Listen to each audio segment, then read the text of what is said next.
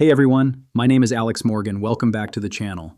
Today we're continuing our deep dive into one of the most historic milestones in modern financial history, the Dow Jones Industrial Average breaking above 50,000 for the very first time. This isn't just another headline. This is a structural moment that forces investors, institutions, and policymakers to reassess positioning, risk appetite, and long-term expectations. When markets reach psychologically powerful levels like 50,000, something interesting happens.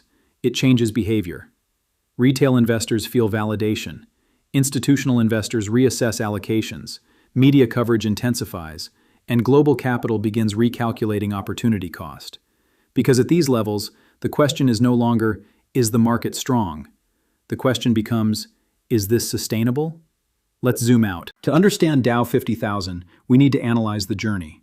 The index has compounded for over a century through industrial revolutions, world wars, oil shocks, stagflation, dot-com bubbles, financial crises, and a global pandemic.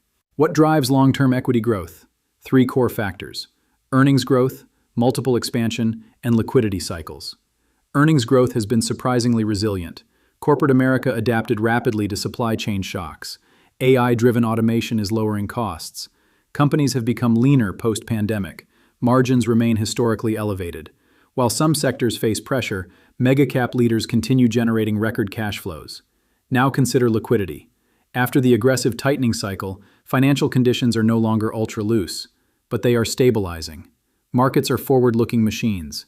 If investors believe the peak rate environment is behind us, they price in easing before it happens. That forward discounting effect is powerful. We also cannot ignore fiscal policy. Government spending remains elevated compared to pre-2020 levels. Infrastructure investments, defense spending, and technology incentives all inject capital into the economy. Fiscal support indirectly supports corporate revenues. But here's the key question. Are we in the late stage of a bull cycle or early stage of a new structural expansion? There are signals pointing both ways. On one hand, valuations are not cheap. Forward price-to-earnings ratios for major indices are above long-term averages. Market concentration is elevated. A small number of mega-cap stocks drive a large share of performance. Historically, such concentration can signal vulnerability. On the other hand, productivity gains from AI may justify higher multiples. If earnings accelerate meaningfully due to automation and data optimization, current valuations may not be excessive. They may be anticipatory. Let's analyze the bond market, because this is where the real signal lies. Treasury yields influence everything. When yields fall, equities breathe easier. When yields rise aggressively, valuations compress. Recently, yields have fluctuated as markets debate the timing of policy shifts. If inflation continues trending downward, bond yields may gradually decline, creating a tailwind for stocks. However, if inflation stalls above target and forces policymakers to delay easing, the market could face turbulence. A delay in rate cuts doesn't necessarily cause a crash, but it changes the narrative. Now let's discuss market breadth. A healthy bull market requires participation beyond a handful of giants.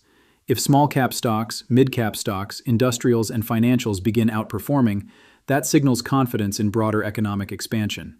If only technology leaders drive gains, risk becomes more concentrated. Corporate balance sheets are another critical factor. Many companies locked in low-interest debt during earlier periods. That has shielded them from the full force of higher rates, but refinancing cycles are coming. Over the next few years, some firms will face higher borrowing costs. How they manage that transition will impact profitability. Consumer behavior is equally important. U.S. consumers remain the backbone of economic growth. While certain credit metrics show stress at the margins, overall spending remains resilient. Employment levels are still relatively strong. Wage growth has moderated but remains supportive. Now let's connect this to global capital allocation. International investors view U.S. markets as a safe haven compared to many alternatives. European growth has been slower. Emerging markets face structural and currency risks. Capital flows toward stability and liquidity, and the U.S. equity market provides both. But at 50,000, upside becomes more psychologically challenging. Gains from here require either faster earnings growth or greater multiple expansion. Multiple expansion at high valuation levels is difficult without strong catalysts. So what are possible forward scenarios over the next 12 to 36 months? Scenario 1. Controlled expansion. Inflation continues to moderate. The Federal Reserve begins gradual rate cuts. Earnings grow steadily. The Dow climbs toward 55,000 or even 60,000 over several years in a steady, non-euphoric manner. Scenario 2. Volatility cycle. Inflation remains sticky. Rate cuts are delayed. The Dow experiences a 10 to 15% correction before resuming its upward trend. This would be historically normal and even healthy. Scenario 3. Structural acceleration. AI-driven productivity leads to unexpectedly strong profit expansion. Corporate margins rise further. Global capital floods into U.S. equities. In this case, we could see an extended multi-year bull run, similar to the 1995 to 1999 period, though hopefully without the extreme bubble characteristics. Scenario 4. Policy shock. A geopolitical event, fiscal instability, or financial accident disrupts liquidity. Risk assets reprice sharply. In this case, a 20% correction becomes possible before stabilization. Now let's pivot deeper into silver, because the direction of equities influences the metals complex. Silver's behavior depends heavily on which macro narrative dominates.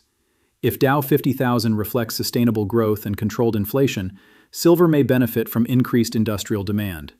Renewable energy, electric vehicles, and electronics require significant silver input.